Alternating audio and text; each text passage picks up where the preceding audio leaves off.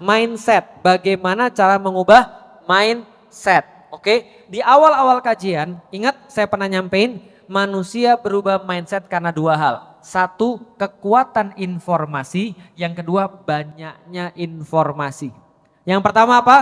Kekuatan informasi. Yang kedua adalah banyaknya informasi. Banyak orang yang hijrah, berubah pikirannya gara-gara punya banyak teman-teman yang sudah hijrah. Sehingga dia nggak punya pilihan, akhirnya dia hijrah juga. Awalnya mindsetnya kerudung itu kolot. Kerudung itu kayak orang tua, kerudung itu kayak orang pengajian. Tapi dia punya teman ada 6, 1 kerudungan, 2 kerudungan, 3, 4, 5 kerudungan. Dia sendiri yang gak kerudungan, minimal mindsetnya ganti. Ya udah, kerudungan tuh gak kolot, tapi aku tetap belum mau. Tapi lama-lama temennya ngomong terus kapan kamu kerudungan? Ayo kita jalan bareng-bareng biar kita seragaman nih bagus dan segala macam. Lama-lama dia bilang, ya coba gak apa-apa kali ya, bisa dipahami? Lama-lama dia berubah. Satu, kekuatan informasi. Dua, banyaknya informasi. Contoh lagi misalnya, Nabi Ibrahim berkaitan dengan keimanan. Bagaimana Nabi Ibrahim ngajarin orang beriman?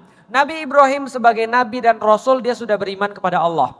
Datanglah dia ke sebuah tempat di mananya penganutnya namanya penganut Sobiin. Sobiin ini ngapain? Mereka menyembah bintang, mereka menyembah bulan, dan mereka menyembah matahari. Maka kemudian ketika Nabi Ibrahim datang dan mau ngajarin mereka keimanan, Nabi Ibrahim bilang, oh iya betul, bintang itu adalah Tuhan kita.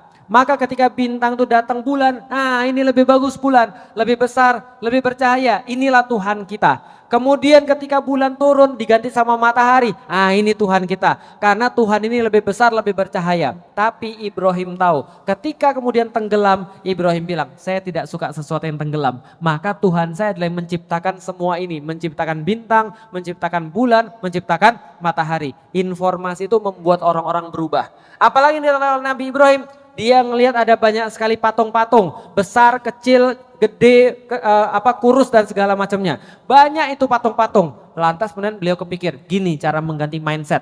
Kalau tadi banyaknya informasi, kalau ini kualitas informasi. Kan ada kualitas, ada kuantitas. Ini kualitas. Bagaimana yang Nabi Ibrahim lakukan? Dihancurin semua patung.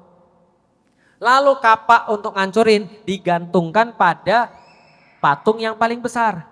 Lalu ketika pagi-pagi heboh itu semua orang, patung habis semuanya. Lantas dibilang, siapa yang melakukan ini? Kemarin saya dengar desas-desus kayaknya ada yang gak senang banget sama sesembahan kita. Namanya Ibrahim. Namrud bilang, panggil Ibrahim. Ibrahim bilang, boleh, tapi pada saat perayaan orang-orang pada ngelihat semuanya. Oke, gak ada masalah. Namrud panggil semua orang, di tengah-tengah itu Ibrahim dihakimi. Kamu yang ngancurin patungnya. Ibrahim tinggal bilang, Anda lihat ada kapak di tangan saya? Tidak. Sebaliknya kapak ada di situ. Lah, katanya kan kamu yang ngancurin. Iya, tapi apakah ada bukti? Gak ada orang yang lihat kan? Maka kalau kamu bilang itu Tuhan kamu, tanya sama dia. Dia ada di sini, dia ngelihat siapa yang ngancurin. Lalu kemudian dibilang, pertama kapaknya di dia. Yang kedua, dia yang kemudian ngelihat. Yang ketiga, Ibrahim bilang, menurutku dia yang ngancurin yang lain. Kenapa? Karena dia sendiri yang gak hancur, yang lain hancur. Namrud dan seluruh orang-orang yang ada di sana dengan mindset awalnya berkata, gila kamu, gak mungkinlah namanya patung bisa ngancurin. Dan gimana kami bisa tanya dia kan gak bisa ngomong. Walaupun dia lihat dia gak bisa ngomong. Dan gimana caranya dia ngancurin yang lain? Pasti ada yang naruh kapak itu di situ. Ibrahim bilang, kalian bilang saya gila, kalian bilang saya bodoh. Gara-gara saya bilang begitu, lah kalian sendiri lebih bodoh. Kenapa? Karena kalian percaya sama patung yang gak punya kekuatan, gak bisa ngelihat, gak bisa ngasih kalian apa-apa, ngasih tahu siapa yang ngancurin aja dia gak bisa. Kenapa kalian sembah? Seluruh orang di situ mindsetnya berubah. Bener nih orang nih, paham ya sekalian? Bener nih orang nih. Akhirnya Ibrahim memenangkan debat. Banyak orang beriman karena debat itu, tapi hasilnya Ibrahim dibakar. Nah jadi itulah kemudian orang-orang sudah ngubah mindset itu biasanya dapat masalah. Kenapa? Karena dia ngubah mindset manusia. Maka cara mengubah mindset ada dua. Satu dengan kuantitas, dua dengan kualitas. Yang kedua, Ruhul Kudus. Itu ada di dalam Al-Quran, betul. Misalnya salah satu yang sangat terkenal. Inna anzalnahu fi lailatul qadr. Wa ma adraka ma lailatul qadr. Lailatul qadri khairum min alfi syahrin tanazzalul malaikatu warruhu fiha.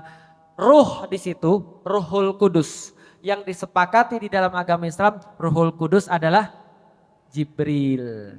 Oke, jelas ya? Malaikat Jibril, malaikat pemimpin di antara malaikat-malaikat yang lain. Itu Ruhul Kudus. Jadi nggak salah juga, Ruhul Kudus itu memang ada. Cuma mereka memaknainya sebagai Tritunggal Maha Kudus. Jadi kalau di agama Katolik sana ada 3 Tuhan, Tritunggal Maha Kudus. 1 jadi 3, 3 jadi 1, Tritunggal namanya. 3 tapi tunggal, tunggal tapi tri.